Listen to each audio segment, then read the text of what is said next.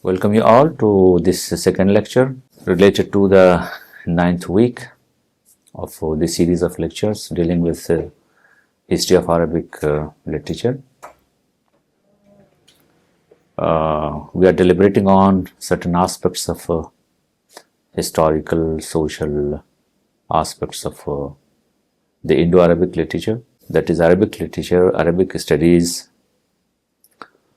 Arabic books which have been written, the research, works of research carried out in the Indian subcontinent in modern times, the legacy of manuscripts, the codicological aspects of language and literature related to India in relation to Arabic as language. So, in the this second lecture, we'll be having some historical glimpses alongside the thematic aspects of the subject, the themes which were deliberated upon by the scholars of Arabic in the Indian subcontinent, whether from the Arabs themselves who had migrated to India, or who have been assimilated to Indian culture, Indian soil, due to various socio-political backgrounds. Going a little bit, rather revisiting certain aspects of the things we have already seen, with that constitute the background of Arabic language and literature in the Indian subcontinent. So, we'll be recollecting certain aspects, certain points, so that they are correlated with the course of literary enterprise taking place in Arabic language in the Indian subcontinent. First thing is that the advent of Arabic language in the Indian subcontinent is to be related historically to a plethora of factors, the motifs, the missions, the aims. At the early stage, the aims, the motives were purely related to trade and commerce, alongside the preaching of Islam at the later stage, and of course the strategic and political angle being added to the scenario at the later stages. So at the first stage, at the entry point, we can simply say it, if we prefer this word to use. At the entry point, it was related to trade and commerce, seconded by the purpose of preaching of the new ideology, new religion, that is Islam. And with this gets associated the third phenomenon, the third stage, which is related to the political expeditions, military expeditions that took place in due course of time. So the year 92 Hijri is the first, is the beginning of the contact, Arab contact with the Indian subcontinent. And in history, in books of history, various books of history, we find information related to expeditions carried out starting from the 15th Hijri, that is 636 Gregorian calendar, during the time of the Caliphate of Umar, who had appointed Uthman ibn Abil As al-Thaqafi as the governor of Bahrain and Oman, that is the modern-day Muscat area, modern-day Oman. Uthman had sent his brother Al-Hakam to Bahrain with and then an expedition for Thane, nearby Mumbai. Then in the marshes in the coastal areas of Debil. It was followed by the expedition during the time of Caliph Uthman, radiallahu ta'ala anhu, the third caliph in the history of Islam, as well as during the caliphate of Ali, the fourth caliph in the history of Islam. Ali had deputed Al-Haris ibn Murrah al-Abdi to to lead some expeditions in coastal areas of India under the leadership of Muhallab ibn Abi Safra. This has been recorded by historians like Balazuri, Abu al-Hasan Ali ibn Yahya ibn Jabir in Futuh al-Buldan in page number 336. It has been also recorded by Al-Zahabi, Shamsuddin Muhammad bin Ahmad Al-Zahabi in his Dur al-Islam. This can be seen in Maulana Azad Library's manuscript section.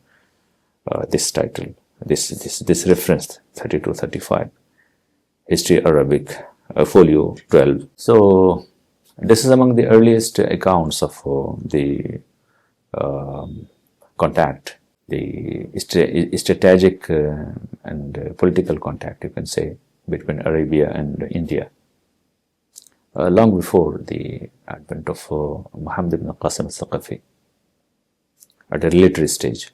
The Debel episode and the reaction which has been recorded by history of Hajjaj bin Yusuf al-Thaqafi, who was the governor, is well recorded. It is well recorded by historians. So it depicts certain aspects. It deals with certain aspects of the booty, of the yields of the war, of this expedition. It says ربحنا 60,000 وفوق راس داهر, regarding Raja, the King Dahir. So the result was ربحنا 60,000, that is 60,000 in terms of the war yields.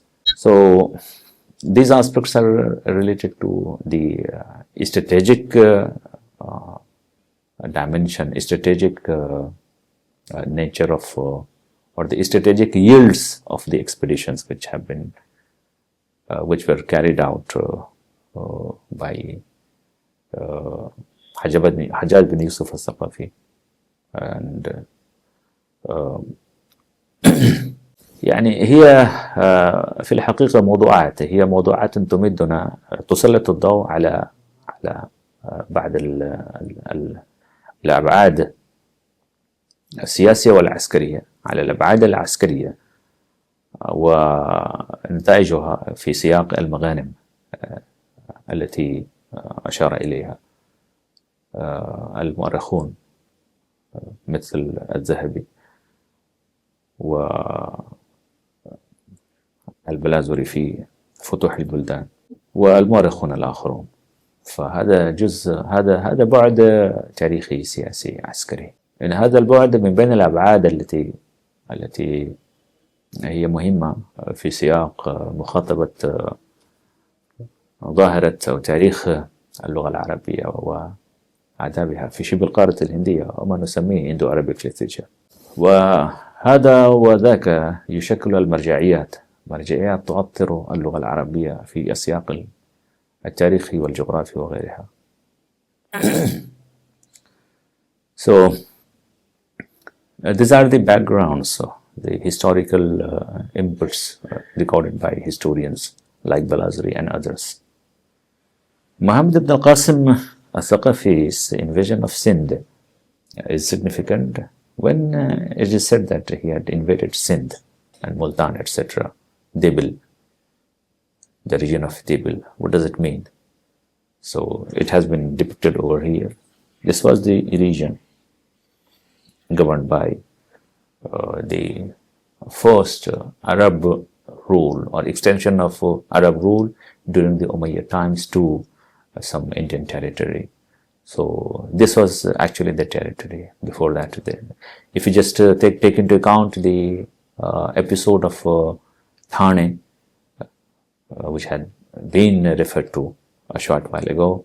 So it could be related over here. It was over here. But it didn't go beyond that point. It's simply something like a political adventure to just navigate the things, to see the possibilities, explore the possibilities. But the actual events are related to Sindh and Multan, and that region, that is Mukran, Multan, etc. And if the trade aspect is taken into account, it is related something like over here, that is the coastal, can say the coastal area of India, that is Kerala. This is another representation in terms of map of the early days of the history of early connection, history of the connection between Arabia and India in the early phase. So it was something like that.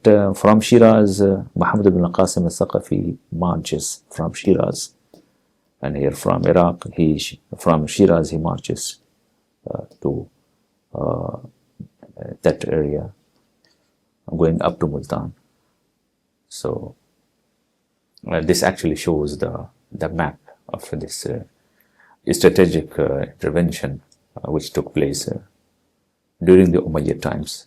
Debil in 711 is one of the maps that depicts the area, Debil over here, and how it was invaded and annexed, made part of the Umayyad Empire under the leadership of Muhammad ibn al-Qasim al-Thaqafi, the local leadership over here. Muhammad al-Qasim al-Thaqafi defeating Raja Dahir. At this early stage of the Umayyad rule in Sindh, we'll be finding that it had seen 11 governors, Wali. The governor is known as Wali. They are Muhammad al-Qasim al-Thaqafi, 92 to 96, Yazid Abi Kasba al-Saksaki, 96 to 97, Habib ibn al-Muhallab, 97 to 99, Amr ibn Muslim al-Bahili, 99 to 101, Hilal bin Ahwar al-Tamimi, 101 to 106, Junaid bin Abdurrahman al-Murri, 106 to 111, Tamim Mizad al-Atabi, 111 to 112, Hakam bin Awana al-Kalbi, 112 to 121, Umar ibn Muhammad ibn al-Qasim al-Thaqafi, not Muhammad al-Qasim al-Thaqafi, 121 to 125, Yazid bin Arar al-Kalbi, 126 to 127, Mansur bin Jumhur al-Kalbi, 129 to 132. So 132 AH Hijri calendar is the last, is the end point for the Umayyad extension of Umayyad rule on that Indian territory, Sindh and Multan. There were several rulers during the Abbasid times on Sindh. This is something like the historical aspect which is taken account of when dealing with, when addressing the interactive aspects between the local Indians and the governors, the scholars, the rulers, the administrators coming from Arabia, when there was the change of guard in Arabia itself during the Abbasid times. So when there was the Abbasid empire taking place, after unseating the Umayyads, and as it may be recalled that 750 is the starting point and it extends to 1256. So during some times of the Abbasid regime in relation to India, that is epicentering Sindh and Multan, that region. There were a number of the Abbasid rulers who had ruled over Sindh. So this political aspect of the extension of Abbasid rule over the region of Sindh, it brings to fore the connection, the political connections, the political aspect of this Arab phenomenon. And here primarily we're concerned with the phenomenon of Arabic language and literature, how it was directly related to the mainland Arabia, as we have seen during the Umayyad times as well as the Abbasid times. During that period, there were several scholars and men of letters, the poets in this early stage, like Abu Ata Sindhi, died in year 180 AH. The great Muhaddis, scholar of Hadith, Abi Ma'shar Nujaih ibn Abdul Rahman al-Sindhi al-Madani, 170, died 170 AH, who is one of the earliest writers, who is considered among the earliest writers in the domain of Sirah. Scholars like Ibn Nadim, in his Al-Fihrist, in his book that is Al-Fihrist, have given account of this. Here is one paragraph. انتشرت اللغة العربية في السند وما يجاورها من المدن من حيث كان يتحدث مع سكان هذه المنطقة الرحالة والجغرافيون العرب من أمثال المسعودي والاستخري وابن حوقل. يعني ذلك أن اللغة العربية قد أصبحت في ذلك الحين لغة أهل المنصورة وملتان فيفهمونها ويتكلمون بها، وقد أثرت اللغة العربية في المحلية السندية كثيرا، وكانت نتيجة ذلك أن عددا كبيرا من الكلمات العربية لاقت رواجا وشيوعا في اللغة السندية. This statement of this passage taken from Ibn Nadim, Al-Fihrist of Ibn Nadim, it throws light on a very significant aspect of related of Arabic as language and literature related to the Indian soil, to India's geography. He says that Arabic language has spread in Sindh and its adjoining cities, and the result was that people of the inhabitants of this region, with this region, many travelers, geographers, Arab geographers and travelers such as Mas'udi, Istukhri, Ibn Hawqal, they conversed with the local populace. So the ground was prepared as to enable the Arab travelers, geographers and scholars like Mas'udi, Istukhri, Ibn Hawqal to converse with the local population. So means the scholars of Arabic scholars, travelers, etc., historians, they didn't find much trouble in entering into a dialogue, into conversing, into talking to the local population in their language, in Arabic, and the local population was able to understand them. So this is the basic point. Means that interactive aspect taking place between Arabic and the Indian language, Indian population. And secondly, he says that the Arabic language has become the language of Mansura and peoples of Mansura and Multan. Peoples of population of Mansura and Multan were fairly at home with Arabic. They understood Arabic, they spoke Arabic, and Arabic وقد أثر اللغة العربية في المحلية السندية كثيرا. Arabic had impacted the local Sindhi language much, had exercised much influence, and the result was وكانت نتيجة ذلك أن عدد كبير من الكلمات العربية, that a significant number of Arabic vocabulary found vogue uses were assimilated with the local language, that is Sanskrit. So this interactive aspect between Arabic and local language and Arab and local population, it helps us understand the nature of things, nature of the Arabic phenomenon, that was constituted by a specific socio-political atmosphere. Now, focusing on the phases as we have seen, the Ghaznavites, this map shows the Ghaznavite event, Mahmud Ghaznavi. Mahmud Ghaznavi's invasion, several expeditions to India are well-known episodes in India's history. Of course, we're not talking about, we're not concerned with the different aspects of related to ideology, or iconoclasm, or loot, or plunder, or the things, other things like that. So we are simply concerned with that political episode taking place from the historical perspective as well as perspectives of language and literature.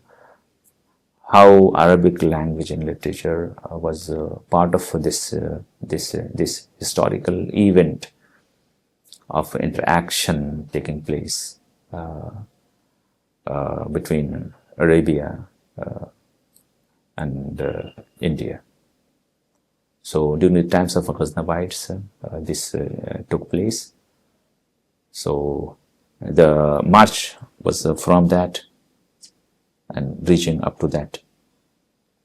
So the Ghaznavite event.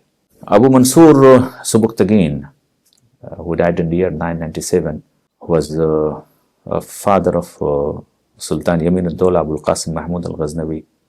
He was able to take control of Ghazni, then capital of Afghanistan. Mahmud Ghaznavi then marched from one place to another until he and the culminating into several invasions of India. So his expeditions to Somnath and its famous temple in the year 418 Hijri, and all the yields of the war of the expedition, they are well recorded in history. The Abbasid Caliph was very much pleased with these expeditions, and he was Mahmud Ghaznavi was regarded, was appreciated. His expeditions were seen appreciable by the Abbasid ruler. After the death of Mahmud Ghaznavi, his son Masoud carried out his father's expeditions towards expanding his influences in Indian territories. Maudud, Farrukhzad, Ibrahim bin Masoud bin Ibrahim, up to Khusru Malik in 1986, up to 1986. This stage we find being associated with these rulers and their political expeditions in India. Then we have the Ghauris. Ghauris, who had extended their rules to all these areas, that is from Mashhad, then Balakh, then Tirmiz, Kabul, and Herat, Ghaur, Kandhar, Debil, Mansura, Multan, Lahore, Delhi, Gwalior, Kannauj, Varanasi, up to Nadia, up to that region, that is Bengal, and this region, that is Gujarat, Somnath, etc. So Shihabuddin Ghauri and his the Ghaurites, the Ghauri kings carried out expeditions, the same expeditions up to Indian territories. That period is known in India alongside these historical and political informations related to the strategic aspects of the thing, of the episode. As the scholars of Arabic and Arabic literary scholarly enterprises and contributions This time brings to the fore several very towering figures, such as Sheikh Ismail al-Lahori, who was a very prominent scholar of hadith in the region of Lahore and Punjab. Sheikh Ismail al-Lahori, Muhammad bin Abdul Samad bin Abdurrahman al-Lahori, Nasrullah bin Ahmad al-Sindhi, Ali bin Hussein al-Sindhi, Hibatullah ibn Sahel al-Sindhi, Ali bin Usman al-Jawhari al-Lahori, Abu al-Hasan Ali ibn Umar al-Lahori, Abu al-Qasim Muhammad bin Umar al-Lahori, who was the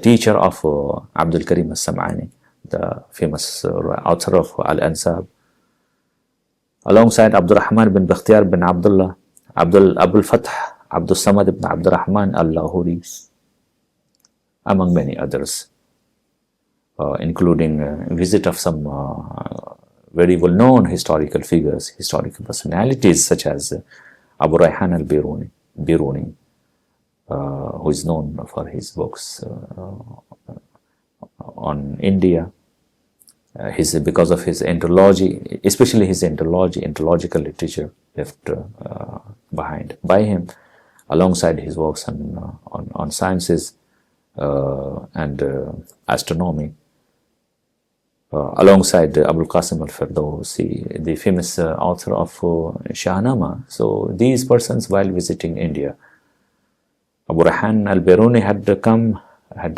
lived some time in Varanasi, where he learned Sanskrit, as well recorded by historians.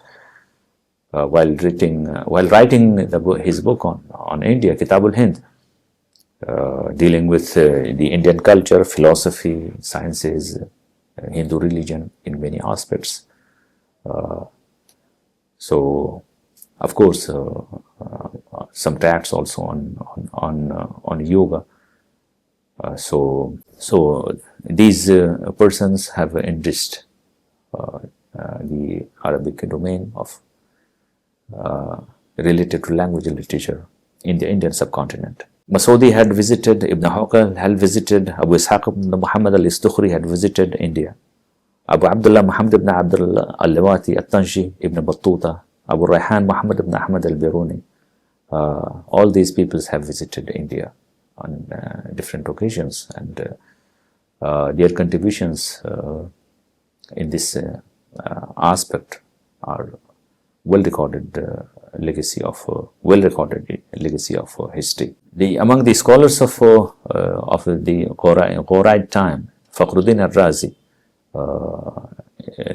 is chiefly mentioned. He was associated with the court of the Ghuraid court, and it was in this period that India had Sheikh Muinuddin Chishti, the great figure related to Sufism in India, Sheikh Muinuddin Chishti, after whom the Chishtiya order, the name of the Chishtiya order, this found its nomenclature. Accompanying him was Qutbuddin Bakhtiyar Kaki from Osh, that is the present day Kyrgyzstan. So these two figures are known for spreading the Chishti order in India. So here we find that this advent of Arabic language and literature, coupled with amid the political cultural expeditions taking place, associated with this is the phenomenon of spiritual Islam, that is Tasawwuf, in figures such as Qutbuddin Bakhtiyar Kaki and his teacher Sheikh Muinuddin Chishti in this period. So they coming from Iran and Central Asia, and spreading this silsila, named after them, of course, after Sheikh Muinuddin Chishti. So here we will be finding that language and spiritual Islam become intertwined, become mingled with each other, or augment one another, although we'll be finding that the primary language used by the Sufis was the Persian language, especially the Sufis who had come from Iran and Central Asia, like Sheikh Muinuddin Chishti from Iran and Qutbuddin Bakhtiyar Kaki from Central Asia, present-day Kyrgyzstan. It was followed by the Mamluk period from 1206 to 1290. Qutbuddin Aibak, Shamsuddin Iltutmish are the foremost rulers alongside Radiyatuddin, Iltutmish, Muizzuddin Bahram Shah, Iltutmish, Nasruddin Iltutmish, Ghiyasuddin Balban, Muizzuddin Kaiqbad bin Baghraq ibn Balban, ending on Shamsuddin Kemars. So these slave rulers. And this slave rule in India had its counterpart in Arabia, in Egypt.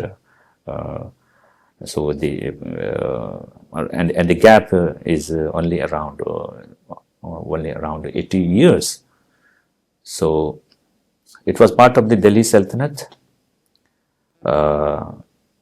and that actually differentiates between this earlier phase, which is known as Delhi Sultanate, with the later phase, which is very significant, and which is represented by the Mughals.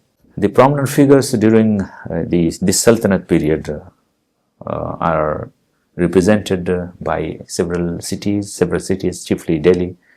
Delhi happened to be the foremost city in the Indian subcontinent. That was the destination of the foremost scholars.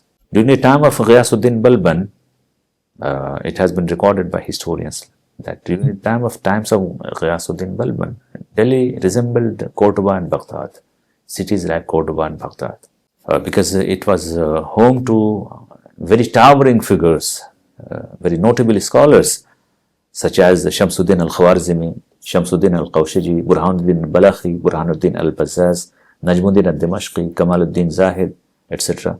The great muhaddis and linguist, scholar of jurist, and scholar of hadith, Al-Hasan ibn Muhammad ibn al-Hasan al-Saghani al-Lahori, who had contributed several volumes, significant amount of Arabic literature in a plethora of topics such as hadith and etc.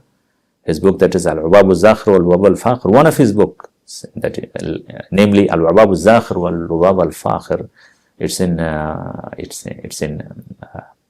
20 volumes, alongside Masharik al-Anwar al-Nabawiyya min Sihah al-Akhbar al-Mustafawiyya and others. In the Delhi Sultanate, during the times of the Khiljites, the Khiljis, the political informations are well known. We will not be entering into this aspect.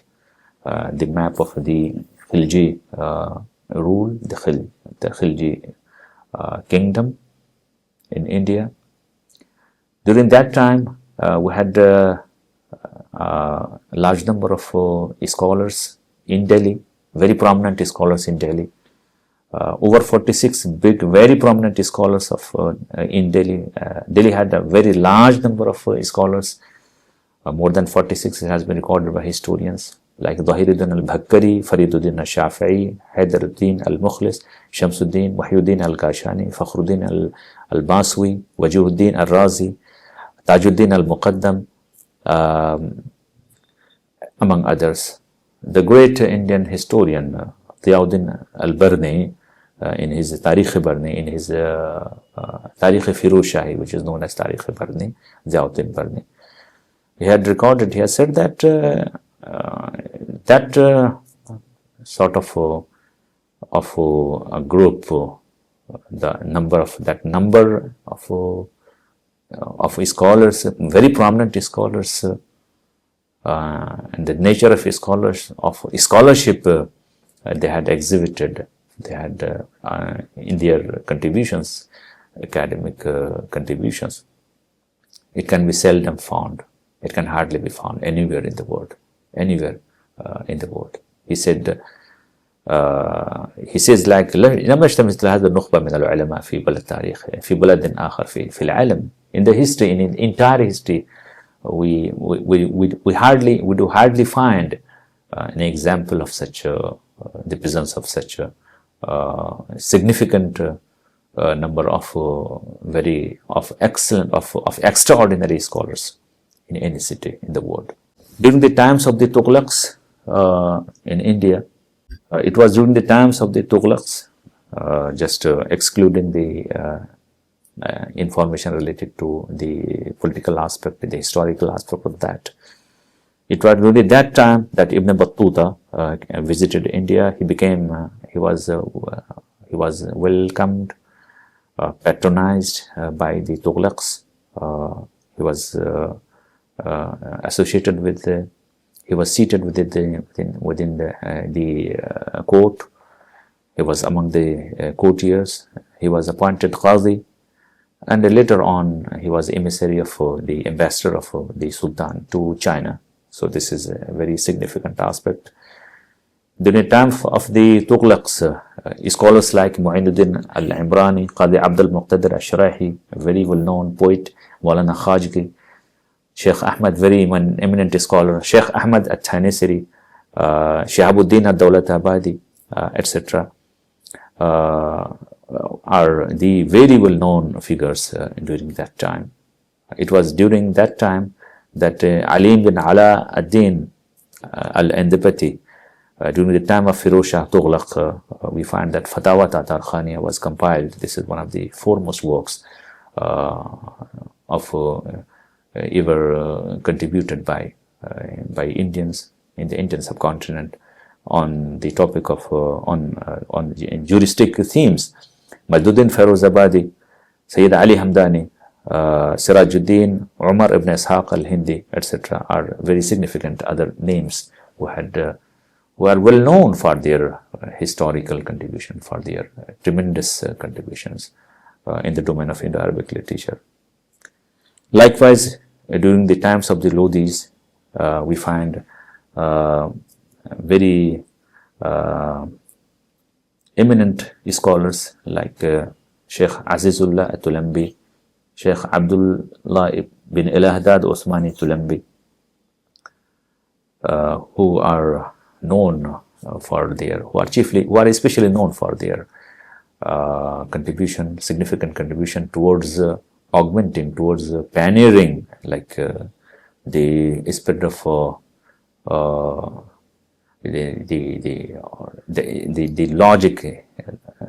logic and philosophy, that's rationalistic sciences, ma'qulat, al-mantiq wal-falsafa in the Indian subcontinent, alongside some great scholars of hadith such as Rafi'uddin al-Shirazi in the domain of hadith.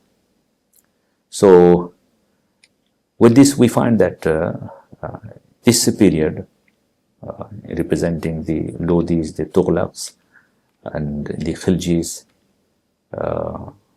of the Delhi Sultanate, and before that, scholars of during the times of the Mamluk dynasty, alongside the Ghurites and Ghaznavites, that the early phase, the pre-Mughal phase, does represent to us, it represents to us a very significant aspect of history related to Arabic language and literature, with very notable figures, persons, and their contributions. With this, we are concluding this lecture. Thank you very much.